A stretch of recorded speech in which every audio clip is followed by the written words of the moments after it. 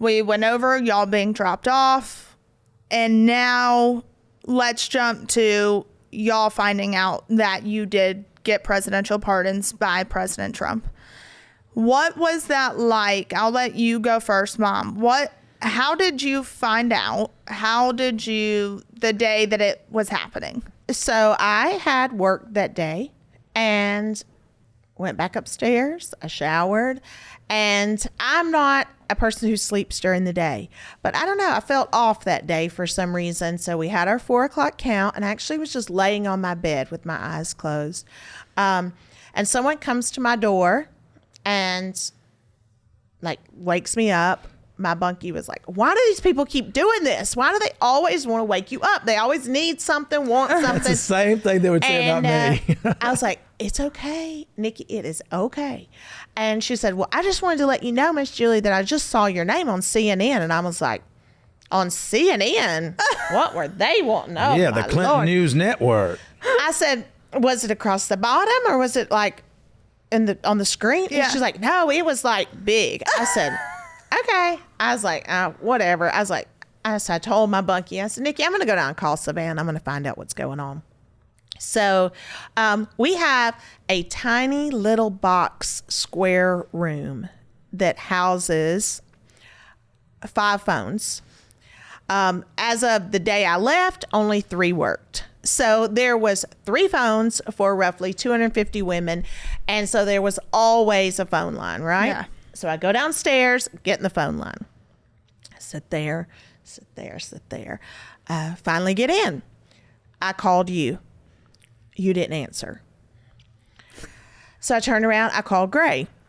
He didn't answer. I literally went to turn and walk out of the room. Because at this point, it had already been released. And so my phone was blowing up to the point that it just say missed call. So keep in mind, I went to walk out the door. Now, for you, those of you who don't know, once you walk out that door, you have to get in the back of the phone line again to. There'd be times where she'd wait an hour to call. Right. So something told me, try her number one more time.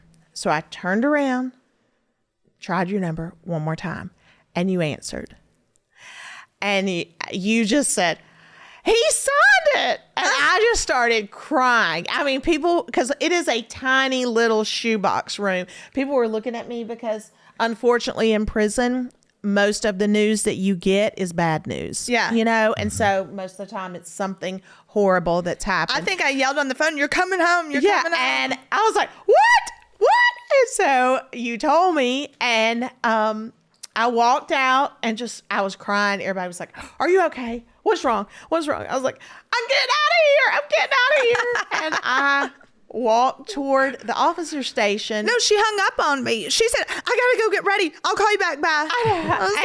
I walked toward the officer station, and one of the other girls, my next door neighbor that I work with too, she was right there. And she was like, what's wrong? Are you okay? What's wrong? What's happened?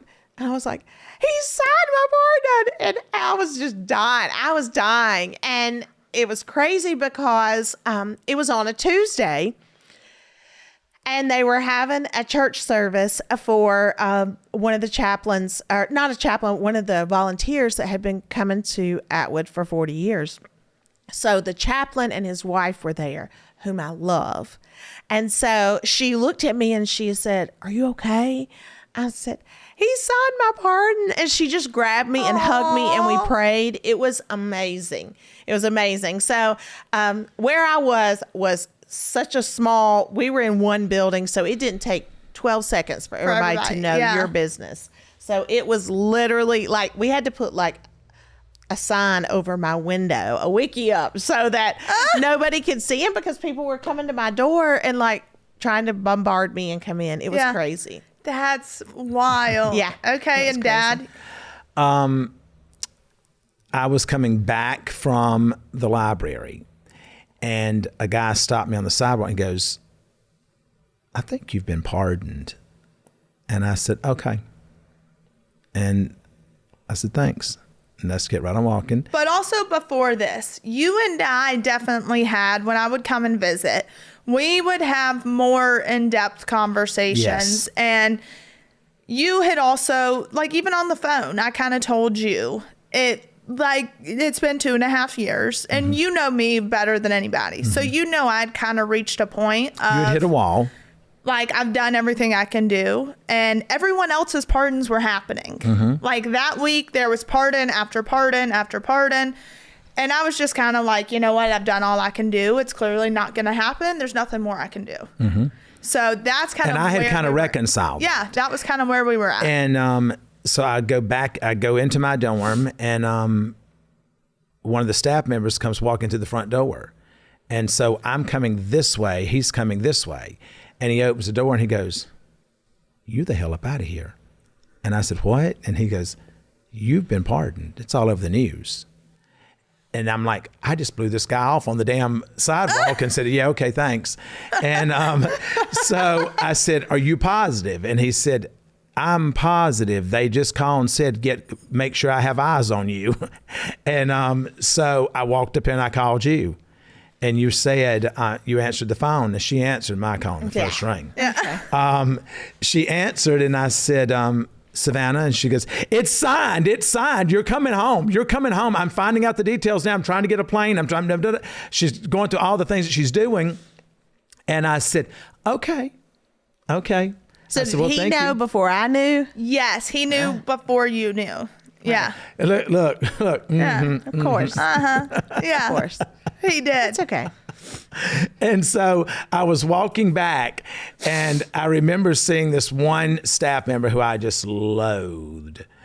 And she was walking down the sidewalk. She goes, "Chrisley?" I said, "Yes." "I hear you got a pardon." "That's a good thing, ain't it?" I said, "It ain't gonna be for you when I get out of here." And kept right on walking. I went back, packed up all my stuff, gave all my stuff to my kids.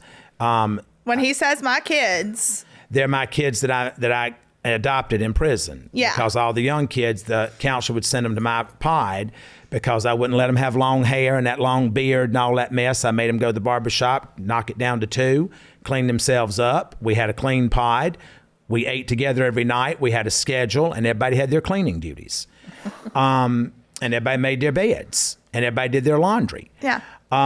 So I went back and I got my kids, and I came in and I gave Tanner all my sweats and my, because he was my size. So I gave him all my sweats and my tennis shoes. I gave Aaron all my food because, I had like 4 lockers. You ain't supposed to have but one. So let me go ahead and clarify that you're supposed to have one. But I went ahead and gave all my food and stuff to Aaron. And then I gave my coat. I had a little windbreaker jacket that I never wore because it really wasn't that nice looking. And so I gave that to somebody else who really wanted it. And I was ready to go.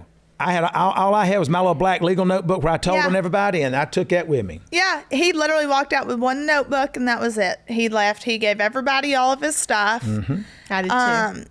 And so did you, but it was crazy because even when Dad got in the car, he was still in shock. He was like, I feel like there was some anxiety like about driving out because it's like, am I supposed to be doing this? Well, Yeah. I think that for me, you become conditioned to your surroundings, and I did not have as bad as the surroundings were. And when I say surroundings, I'm talking about the buildings, the conditions, and some of the corrupt staff and the warden there who was so corrupt.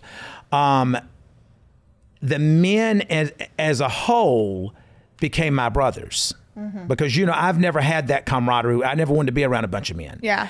And I say that it was one of the greatest things because I was able to listen to grown men sit and cry about their life, about the abuse they've gone through, about the mother that gave them away or the father that had abused them, or, the fact that they never could go to school because they had to work. And here they've gone to prison and their wife is having an affair, and, one just got served with a divorce, or someone lost a child in a car accident. And I realized that the Bureau of Prisons, the only thing that they have, in my opinion, that they get right is it's the greatest equalization tool that I've ever been involved in. Yes. Because we are all the same. Absolutely. And if the world would take on that concept that we are one, the world would be a better place. Because I'm here, even though I had access, to more than what a lot of people had. Yeah, because a lot of people don't get money put on their commissary. Right. And I bought food for a lot of people there. And, if they didn't, and if they needed clothes or something, I'd put it on my commissary sheet and I'd get it for them. If you're running a business, every missed call is money left on the table. Think about the last time you had a plumbing emergency. If the first plumber didn't answer, did you wait? Or did you call the next one on the list? Chances are you moved on. With OpenPhone, you'll never miss an opportunity to connect with your customers. OpenPhone is the #1 business phone system that streamlines and scales your customer communications. It works through an app on your phone or computer, so no more carrying 2 phones or using a landline. With OpenPhone, your team can share one number and collaborate on customer calls and text like a shared inbox. That way, any teammate can pick up right where the last person left off, keeping your response times faster than ever. Plus, say goodbye to voicemail. Their AI agent can be set up in minutes to handle calls after hours, answer questions, and capture leads, so you never miss a customer. See why over 60,000 businesses trust OpenPhone. OpenPhone is offering my listeners 20% off your first 6 months at openphone.com/Savannah. That's OPENPHONE.com/Savannah. And if you have existing numbers with another service, OpenPhone will port them over at no extra charge. OpenPhone, no missed calls, no missed customers. This episode of Unlocked is brought to you by Progressive Insurance. You chose to hit play on this podcast today. Smart choice. Progressive loves to help people make smart choices. That's why they offer a tool called Auto Quote Explorer that allows you to compare your Progressive car insurance quote with rates from other companies. So you can save time on the research and you can enjoy savings when you choose the best rate for you. Give it a try after this episode at progressive.com. Progressive Casualty Insurance Company and Affiliates, not available in all states or situations. Prices vary based on how you buy. But I think that for me leaving, you have to remember when I was walking out, Mamala, who was our unit team, he came because, of course, he told me he didn't want any problems with me. Yes. He didn't want to be in the press. I walked in and they motioned for me to come back. And I said, "What now?" And he goes, "We're trying to get you out of here. It's just not loaded up in the system yet." Right. I said, "Okay." And so I called Savannah and he said, he says, if it doesn't load before 5 o'clock, we'll have to do it tomorrow. So I went up there and called Savannah. She goes, "Hell no, it's not." She said, "It's signed." She said, "Let me go." She said, I'm going to hold a press conference right in front of the gates. And I said, no. And before I could even say no, shit already hung up. So I'm like, she is going to stir shit up before I walk out these doors. And so I go back and I open the door to Mamala's office and I said, "I'm just going to be 100% transparent with you. I went and told on you for saying you was going to make me wait until tomorrow, and now she's holding a press conference out the front gate." Well, about that time, it came on the radio, you have eyes on so-and-so, you have eyes on, talking about me. And they always did that. They had to make sure that they knew where I was all the time, even when none of this was going on. Yeah, but when he was sitting in the office back there when they had him, then you got all these people coming in that work there that want to try to talk on the phone with me and be like, "Oh, but I was one of the good ones." I said, Yes, the staff was literally going to her saying, "Now, you can ask your dad, I'm one of the good ones. I'm one of the good ones." Well, they wasn't but 5 good ones out of 100. So, I mean, your ratio ain't good. But Mamala said, "Well, what do I do?" And I said, "Well, if I was you," I said, "I'd walk out there." I said, "And introduce yourself." I said, "And let her know what's going on." He goes, "I don't want no part of the press." I said, "Well, she's going to put you in it anyway." I said, "So you might as well let him put a face to a name." Right. So he walked out there, and then what did he say to you? He said, I'm just trying to help here. I don't want any problems with you. I don't want to be in the press. Like, I'm here to help you." Mm-hmm. And I said, "Well, then if you're here to help me, then you need to make this happen." And then that's when you called the director. Yep. I got Alice Johnson on the phone, who then got the director on the phone. And I mean, everybody was. And the director, because listen, we fought with the director that was, Colette Peters. We fought with her the whole time we were in, and she did nothing. Nothing. Absolutely nothing. This one that is there now, William Marshall, has been and I say this to every person that messages me or whatever, he has been a light at the end of the tunnel. Oh, yeah. And so has Josh Smith. Right. And, they've got a new guy, Rick, that's, running Yep. the FSA. And, you've got a handful of good people that we're now working with. And they have been so kind and so considerate. And when we say working with, to clarify, we are not getting paid anything. That's right. We are not, this is not some position. We are truly volunteering our time, energy, and efforts to and our resources. Yes, and our resources to help change lives, to expose the corruption, to make sure FSA is implemented, all of these things. So we're not getting paid for anything by the federal government. At any rate, he comes back in, he goes, Meadows, have you refreshed your computer? And he's refreshing. And he goes, it's here. It's time to roll. He said, Chrisley, go get your stuff. I said, I don't have anything. I've given it all away. I've got my notebook. And he said, what's in there? And I said, all the notes I'm going to use to tell on y'all when I get out. And it's under my legal name. And he said, let's go. So when I walked out, all the men had lined up. Well, when we drove in, I saw them through the windows, all lined up. They all lined up in the lobby, and they started chanting when I walked out. Aww. And I started crying. And they said, don't leave us behind. And I'm not going to leave those guys behind, because I know how they have been abused from the case managers, from the counselors, not doing what they're supposed to be doing. You've got a CMC there, Albert Cheatham, who has done nothing to help these men. He has lied on them. He's not done his job. He's not processed their paperwork. People that are staying over the time they're supposed to be there. When they're looking into these cases now, they're seeing that these men and women that were employed by the Bureau of Prisons should be fired. They should have criminal charges brought against them for falsely incarcerating someone for longer than what they should be there. So I just think that for walking out that day, having that moment, and knowing that all those guys know that I'm going to fight for them and that I fought for them while I was there. Yes. Those are the moments. And, I got a message yesterday, and it was absolutely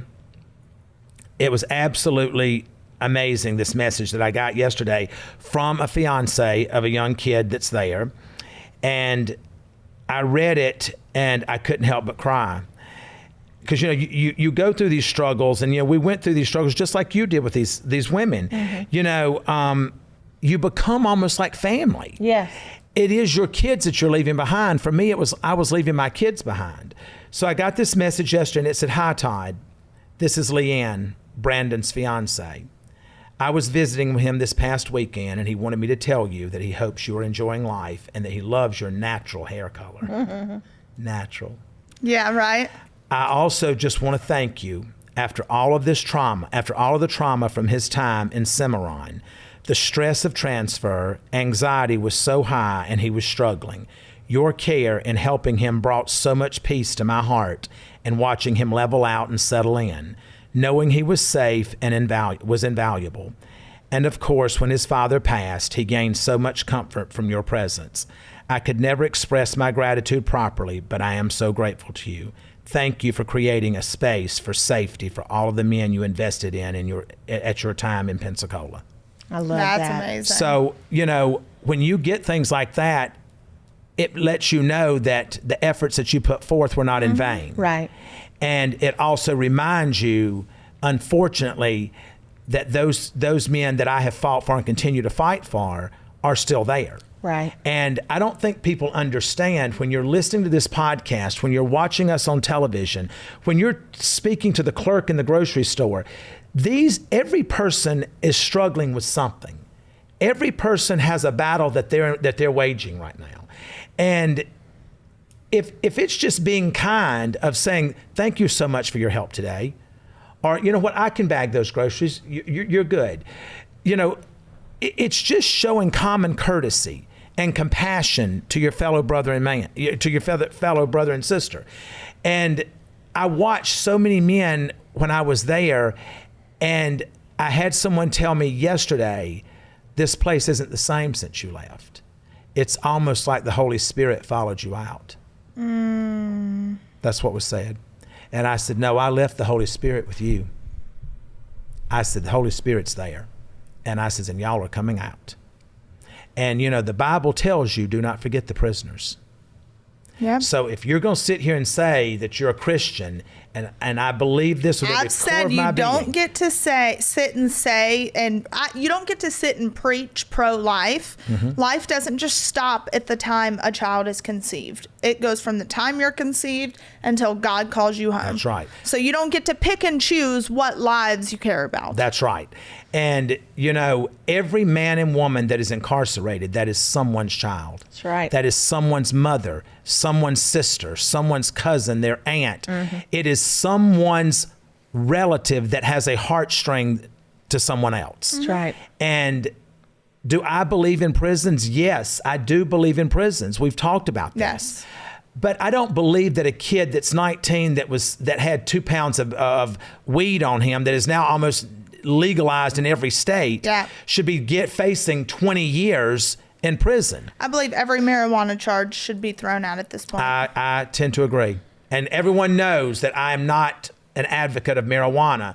I don't believe that we should be taking stimulants and all that kind of stuff. But I also don't believe that they should be thrown in prison and the vast majority of their good part of their life is taken. And then you throw them back out into society where they've lost all contact with their family, because you send a kid in that's 22 years old and he's married and he's got a baby. Do you think that she's waiting on him for 20 years? Yeah. That's right. His kid's grown. Well, just the sentences that are being given out in general for the people that I was in contact with were just outrageous to me. Right. And I mean, you know, there's guys there now, you know, Dave, VI, you know, Jason. There's so many men there that should have already been gone. They should have already been gone, but then will be. But then, you know, you have a case manager that has moved over into a dorm, who, with all due respect, I love Miss Washington. I think she was one of the sweetest people there, but she was not trained correctly. She was not trained properly. She was thrown into that position, so she doesn't know. And I think that happens a lot. I think right. that's what. And this is not an excuse for any bad behavior, but so many times these people are not given the proper knowledge, and they're not trained, and they're not. It was such a bigger problem and such higher up. It's much higher up, but I don't agree with that. They're not trained, because they have training. They have training seminars, but they go and log into their computer and turn it on. Well, that's why. And then they walk away. The world of technology, like, we need to go back to an old school way of showing up and working. Yes. Showing up to your job, showing up for your in-person training. Like, that's what needs to happen. And hopefully under the new director, they will make that happen. Right. But as y'all can talk more about all those things that you want to talk about. Yes. On your podcast. Yes. Absolutely. Chrisley Confessions 2.0. Yes. So that will be relaunching in July. Many of you are probably like, where's Chrisley Confessions? Well, it is a whole new reboot that will be launching at some point in July. Yes. Right. But before we wrap up, we have a lot of questions that people ask that we're going to get some answers to. Okay. Sure. With summer in full swing, I feel that familiar urge to refresh my closet. But I'm trying to not waste money on pieces that I'll only wear once or just for one season. That's where Quince comes in. Their clothes are timeless. They feel luxurious, look elevated, and the quality is way beyond what you'd expect for the price. It's the kind of wardrobe upgrade that just clicks. I mean, think about it. 100% European linen tops starting at $30. Washable silk dresses, skirts, and soft cotton sweaters. Versatile, warm weather pieces you'll reach for again and again. The best part, everything with Quince is half the cost of similar brands. By working directly with top artisans and cutting out the middleman, Quince gives you luxury without the markup. Quince only works with factories that use safe, ethical, and responsible manufacturing practices, and premium fabrics and finishes. Give your summer closet an upgrade with Quince. Go to quince.com/unlocked for free shipping on your order and 365-day returns. That's QUINCE.com/unlocked to get free shipping and 365-day returns. Quince.com/unlocked. I don't know about you, but as soon as the temps start rising, I'm ready to swap out anything bulky and uncomfortable, starting with my bra drawer. This summer, it's all about staying cool, comfortable, and supported, and that's where Honeylove's cutting-edge bra innovation comes in. If you're dealing with the underwire pokes or bras that feel like body armor, it's time for a serious upgrade. Honeylove makes the best wireless bras that feel like a second skin. They're lightweight, breathable, and perfect for hot summer days. Whether you're rocking a t-shirt, tank top, or breezy sundress, their bras give you just the right amount of lift without the squeeze. Thanks to years of research, development, and testing, it's the ultimate bra experience. So go ahead and ditch the discomfort. Say bye to wires and treat yourself to the summer support you deserve with Honeylove. For a limited time, you can get Honeylove on sale. Yes, on sale. Treat yourself to 20% off your entire order by heading to honeylove.com/unlocked. Support the show and check them out because you deserve this glow up. Use our exclusive link to get 20% off, and after your purchase, they'll ask you where you heard about them. Please support our show and tell them that we sent you. Experience the new standard in bras with Honeylove. All right. How did you survive being locked up knowing your kids were at very critical ages? Julie? For me, that was one of the most difficult things about being in prison. Because I pride myself in being a good mother. I pride myself in always being there for my children, and to have a time where I couldn't be there was at some points debilitating. Because I know that Grayson and Chloe especially, but you and Chase, even though you're adults and you still need your parents. And I think that's what people need to realize, that, and when you're being sentenced, these judges, it was very easy to say, oh, there's lots of people that can help them raise their kids. No. There wasn't a lot that stepped up. There wasn't. Preach. Dad? I think for me, it became a total surrender. I surrendered to God. And I knew that I was grateful that we had you, that I knew in my heart that you would take care of Grayson, that you would take care of Chloe. And I prayed for your strength every day. I asked God to renew you every day. Absolutely. I said the same prayer every night, for God to place a protective hedge around my family, to keep a healing hand on y'all at all times. And I think, too, it's at one point, at the very beginning, you definitely tried to be there more in the aspect of like on the phone. Y'all definitely tried to, well, what's going on? Right. This, that, whatever. And then I think you just reached a point, I know for Dad, that was just like, what the F do you want me to do? Right. Like, I'm sitting in prison. Right. Like, you're causing these issues for yourself, whatever it is that's going on. Like, y'all had to distance yourself in a way because it was the only way to remain sane. Mm-hmm. Right. And I don't think the correct word is distance, but I think you have to let go in the control aspect of it, to know that there is only a certain amount that you can do from in there.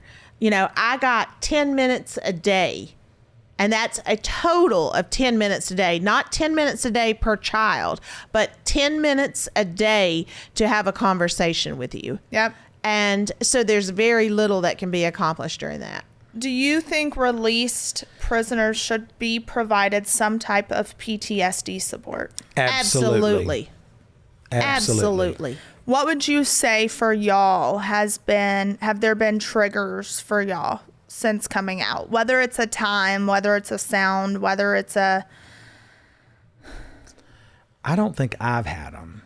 I don't think you have. I could see it a lot more in Mom at the beginning of just like asking, like, hey, can I do this? Can I do that? Can I have that? I was like, stop freaking asking me for stuff. You're a grown. You're a Like, grown adult. stay out of I think my a lot room of and it you're was just, good. just Like, coming back into your home, you know, I do think. And yes, I'm sure there was some of that. But absolutely there needs to be. But you seem to be doing quite well because you've been snapping back at people Yeah, recently. for real. So I'd say that you've bounced back pretty quickly. Well, this morning, even when she was getting her makeup done. Now, I'm sorry. Mama has never been great at doing her own makeup. And the makeup girl is the first time ever doing her. So she asked Mama how she wants it. And I already told her full coverage. Yeah, but I the whole want it thing. to look And Mama natural, goes, well, too. I want natural. I said, the bitch doesn't know what natural is. I said, she wants full coverage. She wants everything covered. I'm glad I slept through that. Yeah, right?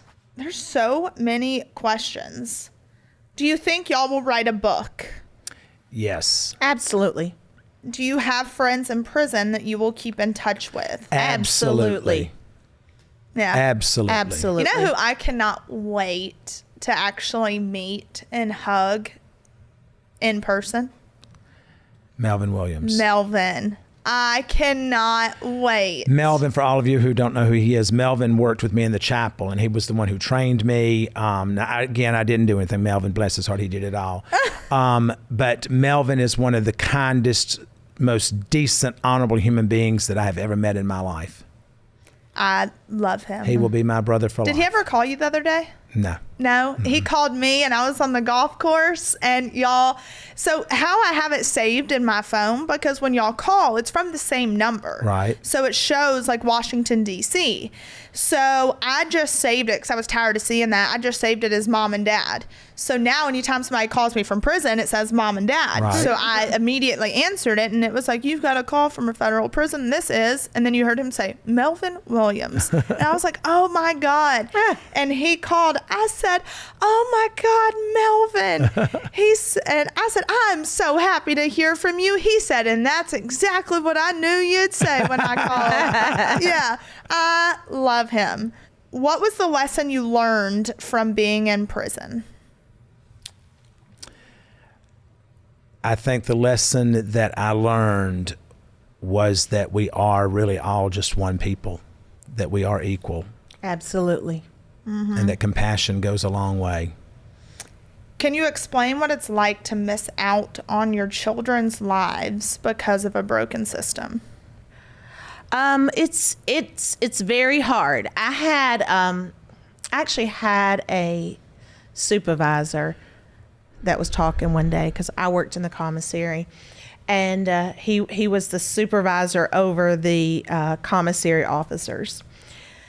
Super nice man, super nice. And he was talking one day, and he was saying that his father had told him, son, you only have 18 summers with your kids, really.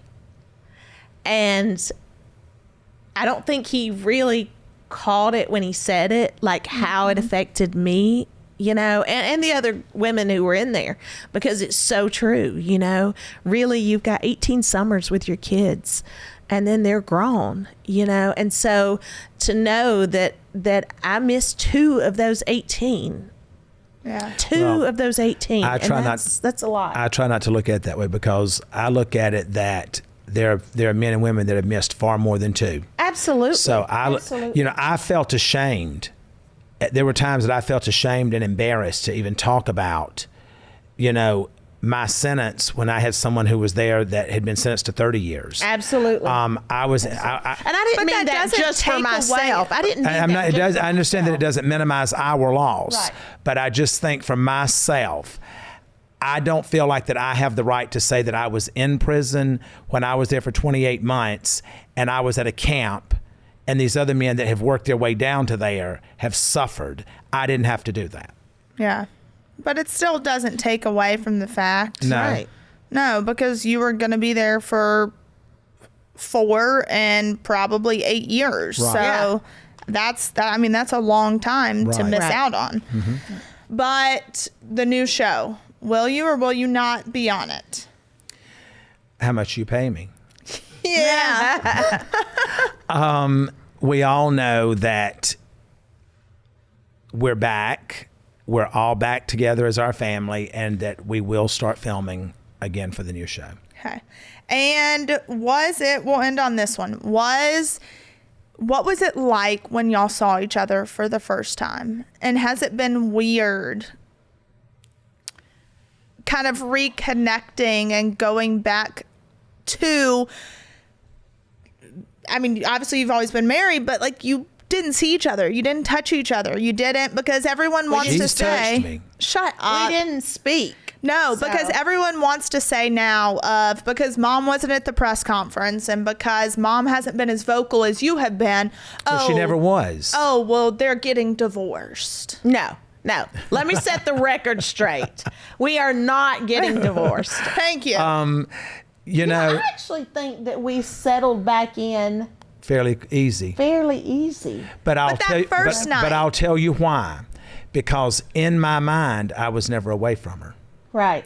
And I would tell her in the emails every day, I said, I'm with you every step you take. Right. And I says, and feel my love surrounding you at all times. Right. So when I went to bed at night, she was right there with me. When I woke up and I did my prayers, she was right there with me. Yeah. And I don't that's think how I there was survived ever it. anything in my mind that we were separate or Right. that we were ever going to be separated. I never had that either. And so I think it allowed us to really just come back together. Now listen, Well, is Mama's there... biggest fear, though, like when I would go and like the first time it came out, because Satan's spawn, Cruella, she had said talked about you having gray hair. Mm-hmm. The only one time Cruella went and visited. Mm-hmm. And so when that came out and there were COs that told mom, oh yeah, well apparently Todd's like got gray hair. She had a full come apart but it was because in her mind, you were going to be gone for 8 to 10 years. Mm-hmm. And she was like, oh my God. He's going to be an old man. He's getting old. Like I'm missing out on these years with him. Like she literally, it was like you were dying. Mm-hmm. Yeah. But I mean, a lot of people thought I was hot with the gray. Please. But this is natural. But I remember the guys would say, are you going to color your hair when you get out? And I said, I'm going back to my natural color. And they would look at me like, huh? Yeah. But I told him, I said, I hadn't seen my natural color since I was 18. Oh my God. But that first night together though. the first night together, I was so grateful to be able to get in the bed with her. Right. Yeah. And I think you said it best. There was no awkwardness. There was no, like, what are we supposed to be doing? Or there was none of that. We kind of just It was fell like back into our routine. Right. Our roles. Well, Right. it's because that was your comfort. So it's kind of like your Absolutely. body just. Yeah, I mean, remember. we got back in our routine. I mean, she got on top. Shut up. He is such a liar. Oh my God. Please cut that out. No, don't keep Yes, it. no. Keep it. We're Cut keeping it out. it. We're keeping it. We're keeping it. All right. Well, on that note, I'm going to give y'all all these questions because Perfect. there are literally Perfect. pages of questions Chrisley Confessions 2.0. That's in it. July. So, y'all, this is going to be a big transition. Yes. Because now It is a big transition because now you don't get to be the boss of everything. Right. So I know if that's it was what. not for me. Listen here, Mother Teresa, we get it. You've worn the crown, but I'm taking it back. The head is heavy. Understand That this. was another question, though. Mm-hmm. How did you feel? And you can find it on there. I'm not just making this up. At the fact that, like, for 2.5 years, I fought tooth and nail, and like that was the reason you came home. Like, what was that thought and feeling? Because, like we said, Papa Harvey, oh, nothing I did worked. So, throughout this whole process, was it hard to rationalize it? No, not for me. No, because you were all of our fighters. You were our fighters, but everybody in there, like when you were on TV, like we were all in the TV room. That's what It I would was tell like her. you were doing it for everybody. And I know that, thank you. And I thank God that we are the ones coming home, but everybody felt that like you made You everyone are their feel person. this. You are their person. I would tell her, I'd say, Well, Melvin, when I'd come on TV, they had, the television room was full. The guys were lined up. They had their headphones on, and they would say, y'all shut up. Savannah's coming on. So, I told you, you were not just fighting for us. Even Miss Joyce, who she didn't stay up after 9 o'clock count, but when you were on Laura Trump the last time, she was out there and she's like, she's going to do it for us. And it was great. So I think that to answer your question, as I said, I never felt disconnected from your mother. She was with me at all times. I never expected less from you. Yeah. Nor did I ever think that you couldn't do it, because I knew. I don't know that a lot of people get to have this feeling of peace that I had, knowing that you were my caregiver now.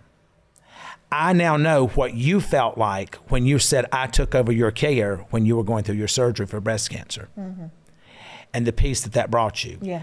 I now know what that feels like because you became our caregiver.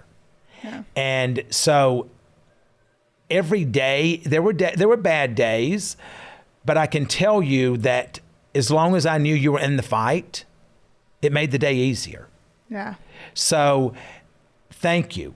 I mean, because we wouldn't be here if it were not for you and God and President Trump. Right. Yeah. And I just, and that's something else that I think that the world needs to know. People want to talk about President Trump did this and President Trump does this, and and everybody hates him, whatever. No, they don't. No. Everybody doesn't hate him, because our prison, our inmates, they rooted for Trump in that election. Because they knew that he with was the going to be First their Step saving Act, grace. That was their saving grace. And that's what a lot of people don't realize. And too, the day that y'all got pardoned, y'all weren't the only ones to get pardoned. Exactly. The majority of the individuals that day to get pardoned were men of color. Like, it wasn't just these rich, white, entitled Trump supporters that got pardoned. That wasn't it at all. Right. So our names may have been the biggest, and that's why it got so much attention, but there were like 26 other people that got pardoned. Right. So it wasn't just y'all. And I truly believe that what President Trump has planned through the advocacy of Alice Johnson, who was such a blessing to us, and who I got to meet in Memphis, and was just such I can't wait to meet who her. was just such a lovely, lovely woman. I believe that he is going to touch many lives in the prison system. Yeah, and it's never too late to start over. No. I That's mean, right. Alice Johnson is a prime example. 70 years old. She is 70 years And old. she's now the pardon czar in the White House of the United States of America. She says she went from a prison cell to 1600 Pennsylvania Avenue. That's right. And I And love only in that. our country. Only in our country can this happen. So, I think that to answer your question, not everyone has a Savannah. Yeah. But you can be everyone's Savannah that is incarcerated, because they've already adopted you. Yeah. You are their warrior. You are their fighter. And they find hope every time you open your mouth. And that's why I have said to you, and I've said to you, that she has a far greater purpose than what she has done thus far. Oh, I wouldn't trade the past 2.5 years for anything. Well, I mean, I wouldn't say all that. I mean, I wouldn't. Yeah, because your ass wasn't limited to $360 a month to spend. Well, I love y'all. I love you And more. I'm proud of you for how you've handled everything. And Dad, We are honestly, as well. though, has been a lot more fun than you, so I'm going to need you to snap out of it. Okay. But, you But know. don't worry about it, because I want to correct something right here on the air. While I was in prison, you had an article that came out where you said What did I say? that I always thought Dad was my favorite. But Mom, that's not true. It's really you. No, I just said the older I got, the closer, like before she, and I think that's the part I struggle with now, is before she went into prison, she and I were like extremely close. And now that she's come out, it feels like there's a total disconnect. Like I've said, and it's something that like I have to work through and we all have to work through. I've never, and it's so hard for me right now, is I've never sat across from two people that I love with like more than anyone in this world and felt such a disconnect. From both of us? Yeah. Like it's a hard, I don't know where it comes from, and it's something that I've got to figure out. But it's like, I know I love you more than anything in this world, but it just feels like there's a wall. And I don't know if it's because the past 2.5 years, everything now is finally, like my body is trying to. Well, you need to understand also that trauma affects you in all kinds of different ways. Absolutely. And you have had trauma. Yeah. We've all had trauma, but you've had trauma. And your trauma in some ways could possibly be more significant than anyone else's because you haven't had an out. You haven't had a stop and reset. Right. You afforded everyone else to have a stop and reset. So now it's your stop and reset. And Savannah, listen, I'll tell you something because I learned this. I went in that prison having controlled everything around me. Your whole life, all of us, I controlled it all. And I had to give that control up. You are having now to surrender control. And that causes you to look at things a little bit differently. And until the water calms down, you'll feel that way. But there's never going to be a wall between me and you, probably you and her, but not with me because you look just like me. And we have that tie. No, she got excited. Because one person said that you're looking more like her. One person. There was a picture though, and it did when I looked at it. People would literally, the guys there would say when she'd be on TV, they'd come back and they'd say, God, she is beautiful. I just feel so creepy. And I said, why? And they're like, because I think she's so hot, but then she looks just like you. I said, get out of my pod. Well, on that note, that's it. That's it. We'll leave it at that. On that note, we have unlocked Yes. everything that you should know now. And exactly. And I will come on y'all's podcast to help you launch it. Well, we're fairly booked right now. Yeah. Well, I love y'all. I love you more.